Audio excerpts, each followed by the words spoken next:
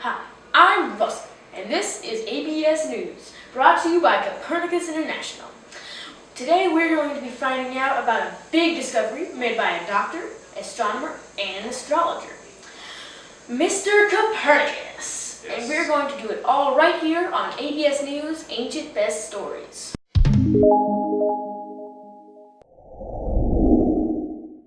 On this beautiful August day of 1543, we are going to be interviewing a Nicolas Copernicus.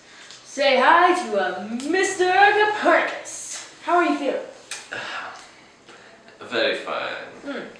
Alright, to start off this interview, can you tell us more about yourself and your family? Sure. I was born in Torrent, Poland on February 19, 1473. My father and mother died when I was little, so my rich uncle adopted me. His name was Lucas Verdebold. He was a Roman Catholic bishop in charge of Warming, Poland, which is a territory in Poland. And where do you get your education? Because of my rich uncle. Yes. He invested in my education and he wanted me to go to universities. So not just one university, 2 universities. My first university was in Krakow University, where I studied medicine and astrology, and later I went to Italy. So, since you have such a rich and well-known uncle, do you have any very good connections that you have? Yes, because my uncle was a bishop and he was rich. He had lots of connections too. And I also met, I believe, the King of Poland and the Queen of Poland. And there were these knights. And because I had connections, I could talk to them to stop invading Poland, which not a good idea, knights. Yes, not a good idea. Yes, so when I was in a town where my observatory is, the knights were going to raid Poland, so I made sure that the town let me refresh my mind. Yeah, sometimes you get Yes. a bit of a brain. Yes, so I had to defend the town, and first I told them to stack up their food, because food is very important Yes, if they're it being is. sieged by knights. Second, I told them to build up their walls, and so we survived. From our sponsors. Best in Copernicus International, where you can get rates up to 50% off, where you can go to Mars, and we're gonna colonize Jupiter. Invest in www.copernicusinternational. So, Mr. Copernicus, you are most famous for being an astronomer. What did you discover?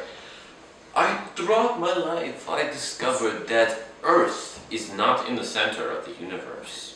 Because if Earth is in the center, then Mercury, Venus, and then the Sun, Jupiter, and Saturn would go in order. But actually, the Sun is in the center of the universe. Wow. Can you explain more, please? Okay, so since ancient times, people believed the geocentric theory, that Earth is in the middle. But based on my research, I proved that the heliocentric theory, which means that the Sun is in the center, then Mercury, Venus, Mars, Jupiter, and Saturn. Right. But I know that the Creator God is perfect, and there should be no problems in how the universe operates.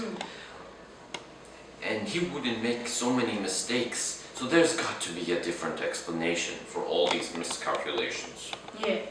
Moving on, if we compare geocentric theory to heliocentric theory, what's the major difference? The only major difference is that the Sun is switched out with the Earth. Finally, my last and most important question, how does your discovery received by others? Sadly, people do not like change. So I'm seen as a covered person. Since the geocentric theory has lasted over thousands of years, it will take time for people to understand that the Sun, not the Earth, is really in the middle of the universe. Even Martin Luther think I'm a heretic. Do you think I'm a heretic? No. I don't know what will happen to me after this interview. But I know this. You can't hide the truth. I must thank you for being our sponsor and being on the show, Mr. Copernicus. No problem.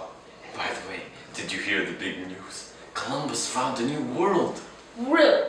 Well, that's it for our ABC News of today. Maybe we'll see Mr. Copernicus later. And remember to donate to his Copernicus International.